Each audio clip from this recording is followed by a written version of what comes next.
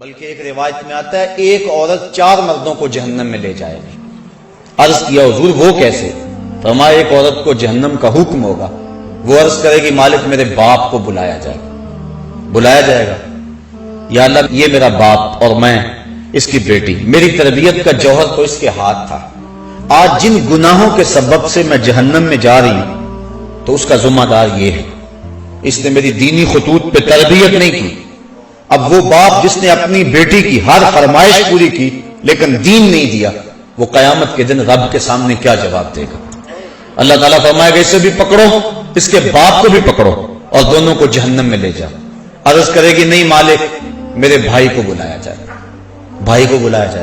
یہ میرا بھائی اور میں اس کی بہن، میں اس کی غیرت تھی، میں جب بے پردہ گھر سے اپنے لبوں پر حیا کی لالی سجا کر سڑکوں پہ آتی تھی، اس کے غیرت کا جنازہ نہیں نکلتا تھا، اس نے کبھی مجھے روکا تھا، اس نے کبھی مجھے منع کیا تھا؟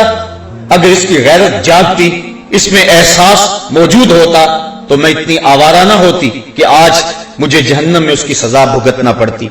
اب وہ بھائی کیسے جواب دے گا جس کو خود چوکوں اور موڑوں پہ کھڑا ہونے کا چسکا ہے اور وہ کالج کے دروازوں پہ کھڑے ہو کر کے اپنی نظروں کو تسکین دیتا ہے، سمجھتا ہے کہ میری بہن دوسروں کی نظروں سے محفوظ ہے؟ کل قیامت کے دن وہ بھی جواب نہیں دے سکے گا۔ اللہ تعالیٰ فرمائے گا اسے بھی پکڑو، اس کے باپ کو بھی پکڑو، بھائی کو بھی پکڑو، جہنم میں لے جاؤ۔ عرض کرے گی نہیں مالک میرے خامد کو بلایا جائے گا، یہ میرا خامد، اس کی اطاعت میرے اوپر لازم تھی۔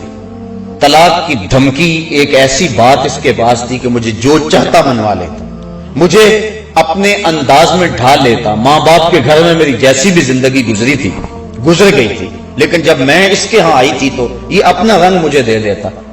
اب وہ خامد کیا جواب دے گا جو خود عورت کی باہوں میں باہیں ڈال کر پارکوں میں گھومتا ہے اور دوستوں کو چائے پہ بلوا کے اپنی بیوی کو بے پردہ سامنے بٹھوا کے کہتا ہے بتاؤ بھابھی کیسی ہے، جو اپنے دوستوں سے اپنی بیوی کے حسن کی داد مانگتا ہے؟ کل قیامت کے دن وہ بے غیرت خامد کیا جواب دے گا؟ اللہ تعالیٰ فرمائے گا اسے بھی پکڑو، اس کے باپ کو بھی پکڑو، خامند اور بھائی کو بھی پکڑو اور جہنم میں لے جاؤ۔ عرض کرے گی نہیں مالک میرے بیٹے کو بھی بلایا جائے گا، یہ میرا بیٹا اور میں اس کی ماں، میرے سینے میں تو نے تڑپتی ہوئی ممتا رکھ دی تھی، اس کے چہرے کی اداسی میری زندگی میں اجاڑ ڈال دیتی، میری زندگی کا سارا حسن اس کے چہرے کی خوشی سے وابستہ تھا۔ اب یہ اگر مجھے کہتا کہ امی میں کھانا نہیں کھاؤں گا، تو نماز نہیں پڑھتی ہے، تو گھر سے بے پردہ نکلتی ہے، تو کیا میں اپنے اس بچے کی رضا کے لیے اپنے مزاج کو نہ بدلتی؟